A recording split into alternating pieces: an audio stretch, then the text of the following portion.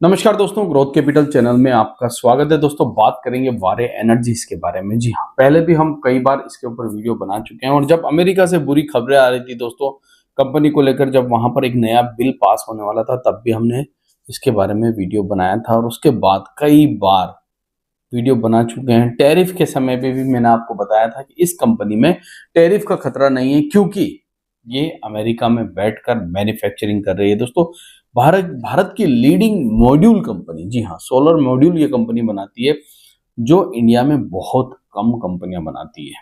और अब आज हमने देखा कि यहाँ पर बड़ी तेजी हुई। दोस्तों, क्या कारण है?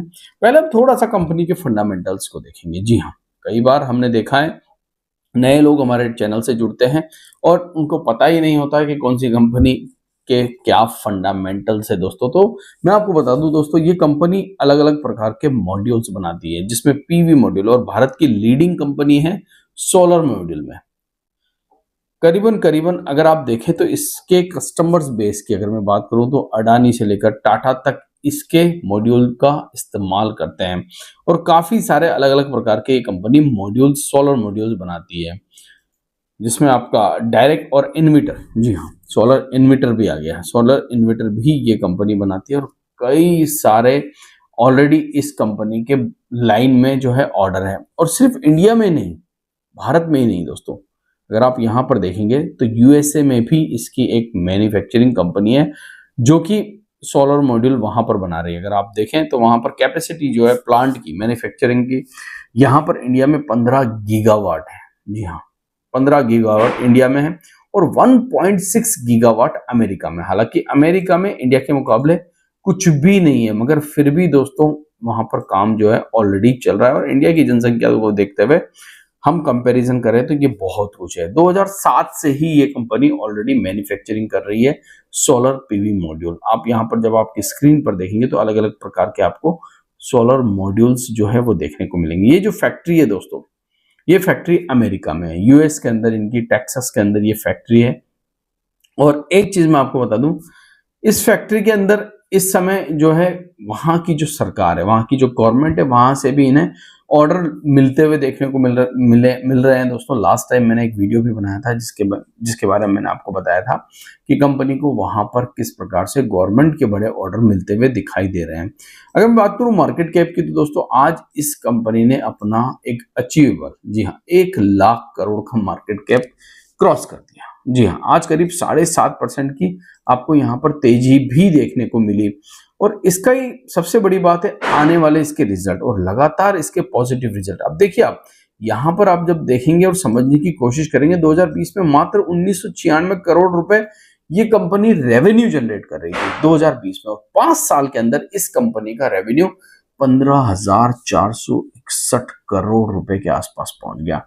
वहीं पर अगर मैं प्रॉफिट की बात करूं तो इस कंपनी 2020 में 39 करोड़ रुपए का मात्र प्रॉफिट कर रही थी, और अभी अगर आप बात करें टीटीएम बेसिस पे 2025 में तो 2300 करोड़ रुपए प्रॉफिट। इसीलिए दोस्तों सोलर इस समय इंडिया के अंदर बहुत ज्यादा डिमांड है सोलर एनर्जी की। और मैंने हमेशा आपको कहा है कि ग्रीन एनर्जी, क्लीन एनर्जी, मैं सिर्फ सोलर की बात नहीं करता, मैं विंड एनर्जी की बात करता हूं, मैं हाइड्रोजन की बात करता हूं। तो ग्रीन एनर्जी, क्लीन एनर्जी के अंदर आप देखेंगे तो इंडिया बहुत तेजी से आगे बढ़ रहा है। अगर आप यहाँ पर एफआईआई देखें तो 1% के आसपास एफआईआई थे जो 2.68% हो गए, डीआई 2.70% थे जो 2.86% हो गए, पब्लिक यहाँ पर 31% से 30% पे आ गए। मतलब ओवरऑल अगर मैं कहूँ तो यहाँ पर स्टेक जो है वो पब्लिक का ही कम हुआ है। अब आज अगर आपने देखी तेजी, तो डिलीवरी परसेंटेज देखना बहुत जरूरी है। 13% के आसपास की डिलीवरी हुई है, काफी कम डिलीवरी है दोस्तों। इसका मतलब यह है कि ट्रेडिंग तो ज्यादा हुई है, डिलीवरी यहाँ पर कम हुई है।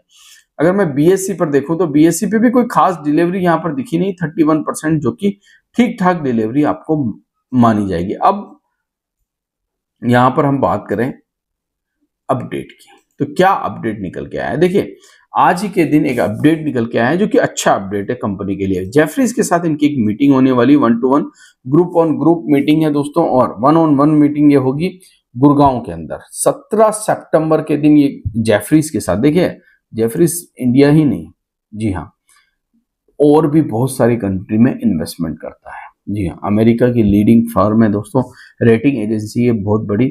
और अब इनके साथ इन्वेस्टर मीट हो रही है दोस्तों, इन्वेस्टर एनालिसिस मीट। तो जेफरी जैसी बड़ी कंपनी के साथ अगर ये कंपनी इस प्रकार के, लास्ट टाइम आपको याद होगा इन्होंने और भी कंपनियों के साथ इन्वेस्टमेंट मीट की थी, जिसके बारे में मैंने आपको अपडेट किया था। और आज जो ये खबर निकल के आई है देखिए दोस्तों, कई बार हमने देखा है कि शेयर्स के अंदर पहले तेजी हो जाती है, बाद में खबर आती है।